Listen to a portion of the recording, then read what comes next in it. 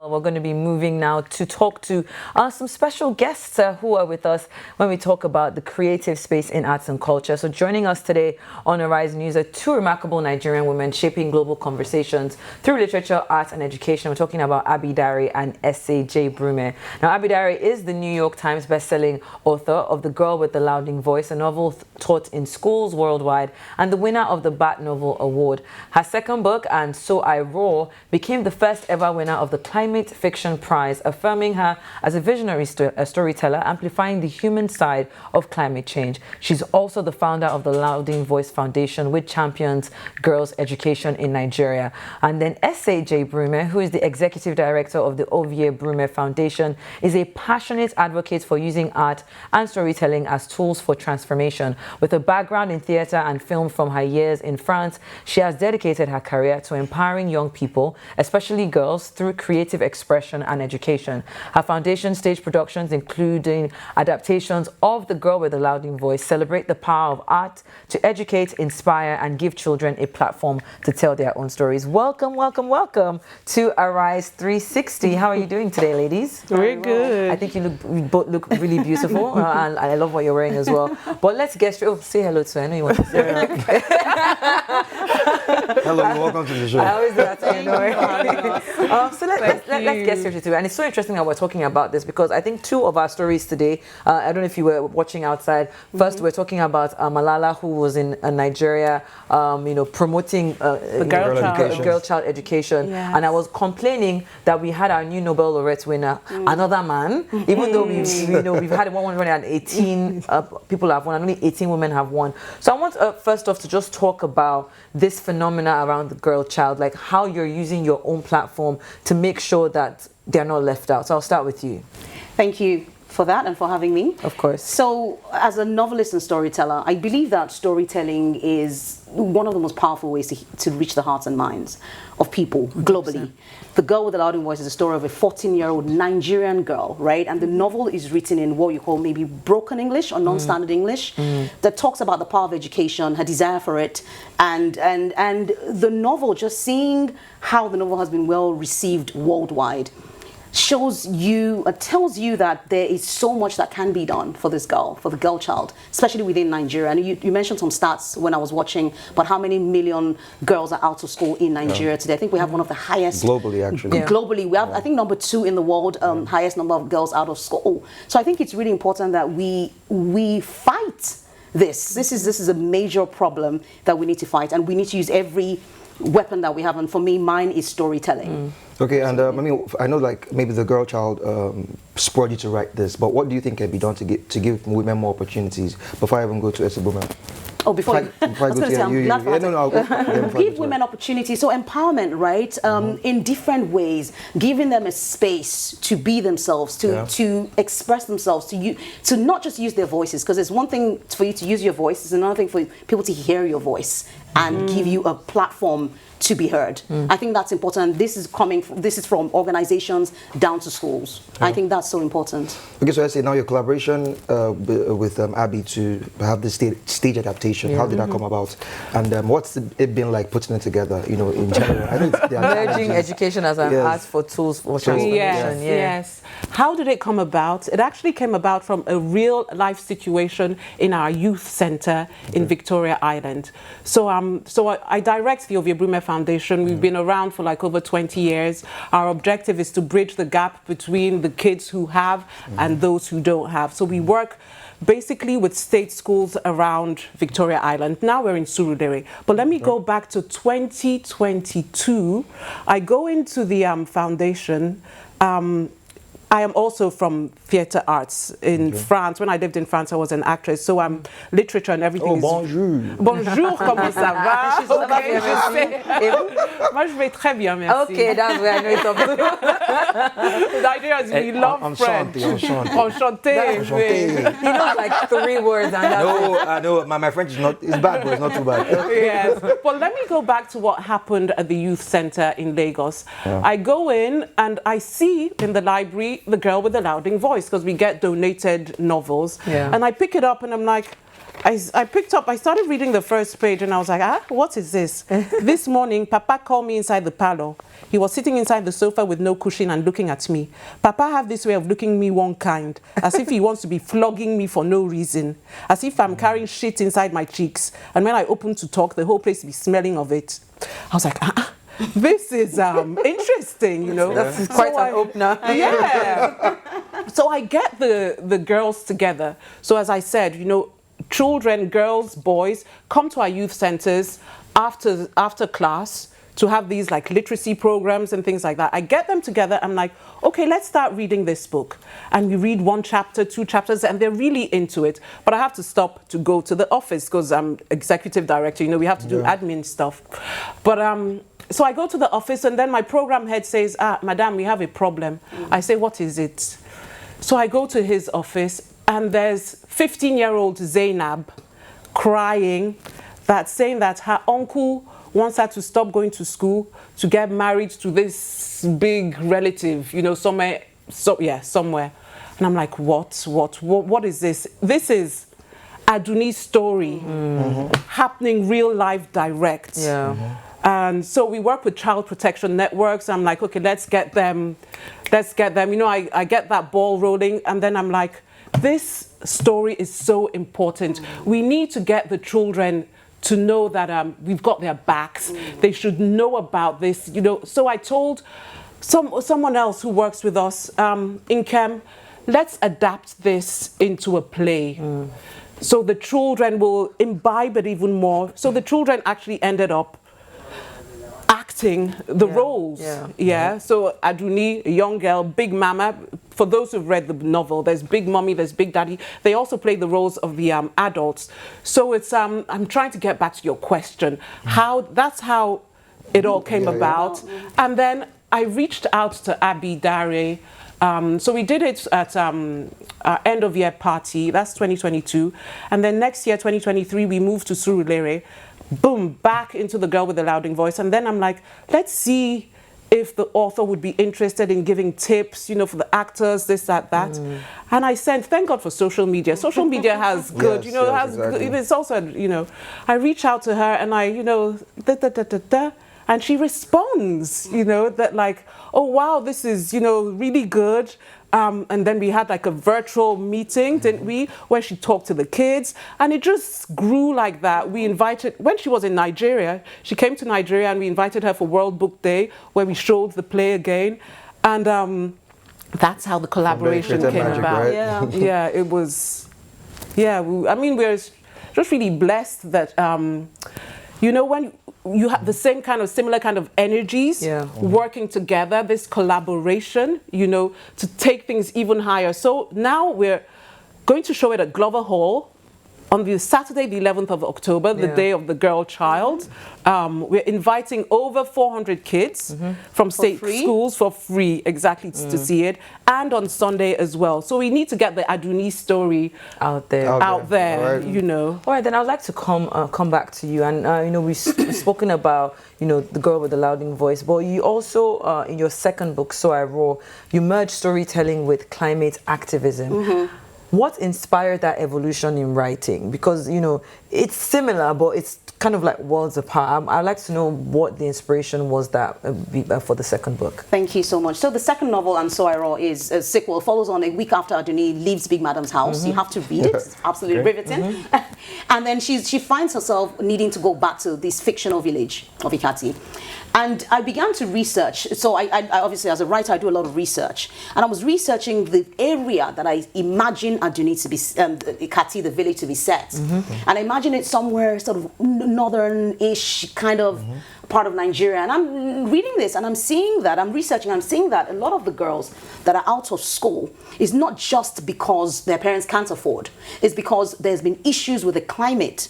Right, flooding, many of them have been displaced. Some of the girls are endangered because they've had to walk a lot longer to fetch water, and some of them are actually assaulted on the way. And so as a result, it then results in pregnancies and taken out of school. And suddenly the climate then began to become a character in mind. And so I'm also researching, I'm thinking, we talk about climate change. I live in the UK. Climate change is a big thing. But the people that are contributing the least to the effects of climate change are the most that are being affected the most. Why is nobody talking about this, or at least within the space that I'm in? So I said, Abby, this is your chance to write. This is your pen, is your sword. So write this novel. And I could not believe it, because when we got the shortlist of the Climate Fiction Prize, I mean, Booker Prize novels, where the winner of the Booker Prize was on that shortlist. So, you know, you can to see that a Nigerian story, the story written in broken English, is winning such a global prize, and the first ever winner is an amazing thing. But it also tells us that we have a voice and we can use it, and we should use it to fight about the issues that matter. So if I could just come in there before I can ask the next question. So are you saying that in writing this book, you were honestly just, it was based off of the research? It wasn't as if you went into the story thinking activism? No. So I generally write about the girl child. So my activism is around the girl child education, put them in schools, that's where they belong. But then climate, I see it as the blood that currently bleeds through everything we do. And so when I cut the vein, so to speak, of my research, climate issues bled through. And I said, Abby, you have to create something around this. And all right, so how long did it take you to write The Girl with Loud Voice, first of all? I mean, like, from what you explained now, from research, that's when you decide what you write, right? So how long did it take you to write the book? Then also, the issue around the girl child getting married off at a very young age, like in their teens, do you think that problem can ever be solved? Because, I mean, I know it's prominent in the north, but do you think we can ever But what happened was here in Lagos, right? It was, it's everywhere. So I thought that as well. Prominent. I agree. It's everywhere, of course, it's everywhere. Absolutely. But do you think that can be solved? Can we ever have a time where we will kick against that and people can actually understand the reason why they need to let these girls live their lives or get an education? That is such a great question. Thank you for that. So how long did it take? The Girl with the Loud Voice, because the novel is written in non-standard English and broken English, I had to be very quick. So I think first draft was about 8 months, because I'd stay in that stage, in that phase. I could not read any standard. I didn't want to read newspapers. I didn't want to watch the news, because I was creating a world with broken English, essentially. So that took about 8 months. To answer your next question about, do I think the marriages? I hope, right? And that's why we do what we do. Why we write these books, to say, listen, if you could take a moment to just listen to your girl and find out what her dreams are. Now imagine, the reason why a lot of families that send their children off to get married or for child labor is poverty. Then we have cultural issues, then we have some religions and all of these things. But if they could see what could be the potential in that child, and that's what we need to educate. Can it be solved immediately now? No. But can we take steps towards eradicating it? I hope we can. And that's what we're trying to do in the way we can. Fantastic. Okay, before you come in, let me just come to say now, your foundation, I've seen the pictures, the videos from your foundation. You're doing a great job. But the case of Almajiri children, let me just talk about that briefly. Yes. Do you think we can ever solve that problem in Nigeria? Like, take for example, like, you drive through Lekki, you've seen a lot of kids, on the roads begging. Like, I mean, they flood your car. If there's a traffic light, they are all there. So do you think that we can actually solve that problem? Because I think it's not, before it used to be a thing that people would say it's in the north. It's now prominent in Lagos, and not just Lagos, I'm talking about the island. So that's the whole concern about it doesn't affect us on this side. It's actually on our doorstep, or at our doorsteps. Do you think that we can actually solve that problem, the Almajiri situation, and of course, children that are, flood our streets begging, So in every corner actually. Yeah, like using storytelling to help. Yes, and even your foundation, so what have you, how have you done, so tried we do to do that? have, well, the Almajiri children, because as I said, we work with children who go to school. Okay. Yes, so they need to be registered. They need to be attending primary or secondary school. Okay. So that is not our domain. But to answer your question, do you think we could solve it? I mean, at the have same you ever time, thought about it? Maybe say, maybe it's a plan of yours in the future. I'm just throwing that out there. No, it's not our plan. But we would, I mean, because it's also business, Okay. It's a business, what the Almajiris do. There's another novel that I was going to talk to Abby about by Familoni, The Road Does Not End, which talks, I don't know if you know about it, but he won a prize, really strong novel as well, that tells the story of, this time, a young boy who stops, I think, his parents die, and stops going to school. His auntie basically, he ends up on the streets, and he becomes part of these Almajiri. He becomes a beggar, living like under the bridge, just kind of like what you're... And I realized from the book, that's why literature, we don't realize the power of literature. I realized from the book that it is a business. You know, he has... There are people that he's taking the monies to, you know. Yeah. But he was passionate about Fuji music, singing and all that. And through that, he found and he was able to escape being trapped. So again, to respond to your question, I think it's also the individual. Luck, chance, you know, when you follow your passion.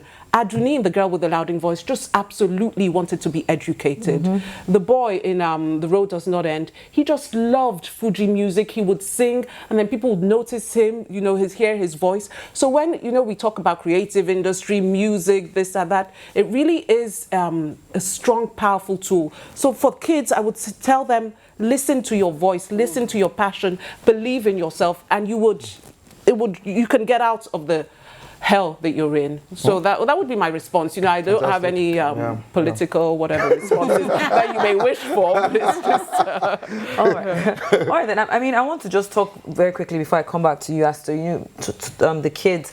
How have they reacted to, you know, like, you know, being part of the story, the word, you know, the story coming alive through their words, their acting. They get to play dress up, you know, they do their dress rehearsals. I know only a few days away now. How are they feeling as we gear up to this lovely show? No, they're so excited. I'm excited for them. Yes. I feel come, please come and see it. So yesterday we went into Glover Hall. So the show is going to be there. So this is like a real theatre. And they were like, oh, you know? And then when they stepped on stage, you know, their voices, boomed out even louder than when they were rehearsing in the youth center. So it's boosting them. It's like they're being heard. They're important. They're the ones taking center stage. Yeah, it's all positive. And to add to that, I said that's beautiful. I also think that these might be future Oscar winners. Exactly. You honestly don't know, and just to see the talent, right? From just children do this and just take on this character. It's been amazing. I cried. Yeah, she did. I was just so emotional. There's something about, like, I feel like as kids, I mean, when I was a kid, I used to, you know, love, you know, the stage, the theater. I don't know about you. So I'm sure, like, they will be excited just, you know, playing, you know, that role. I mean, to the best of their knowledge. Okay, so now, how have you been able to put this show together? Sponsorship? How you guys, you know, do you guys do it on your own? Did you have? We're looking for sponsors, please. We are looking for sponsors. By this time till now? We still are. We still are. It's on Saturday, right? I know, but please, we're here. You know, check, I don't know what, but we are still looking for sponsors. It's not easy at all. Yes, I know. I was going to ask, what is the cost of you even putting you this want together? to know the real cost? My board members will, my board of directors, board of trustees will kill me. So I'm not going, Abby knows, you know, and with her foundation, the Louding Voice Foundation, that's just starting up here as well. You know, I hope we are not going to scare you away from the reality of but we definitely need corporate sponsors, and it takes time. And you know, there's this donor fatigue because the economy, as you all know, has gone. So we are having to be really creative in the foundation. So the kids are even designing, making baskets, you know, that we sell. You know, That's cool. So, but we still need sponsors. People, if you want to like bring, I don't know, drinks, food for because we're children. There are 800 kids that are going to come and see the play. All right. Because we've run out of time, I just want to finally, for the young Nigerian woman or women watching this right now who dreams of writing her own story, what would you tell her about finding her louding voice? What I would say is that your voice is you. It belongs to you. You don't need to sound like anybody else or be anybody else. It's absolutely valid. And you should not just use it. But the word ing, yes, is a play on English language, but it actually does mean that it's forever. So beyond what you just say today, think about the future, think about making an impact. And you absolutely can. I absolutely believe in you. 100%. And for those who are just tuning in, where is it happening? Date, venue, and we wrap up. So it's happening at Glover Memorial Hall, 4 Customs Street in Marina, on Saturday, the 11th of October at 2 p.m. And on Sunday, the 12th of October at 3 p.m. Glover Hall, Marina. Fantastic. And we do wish you all the best. And congratulations for this. Congratulations. Thank you for coming on the show. Well,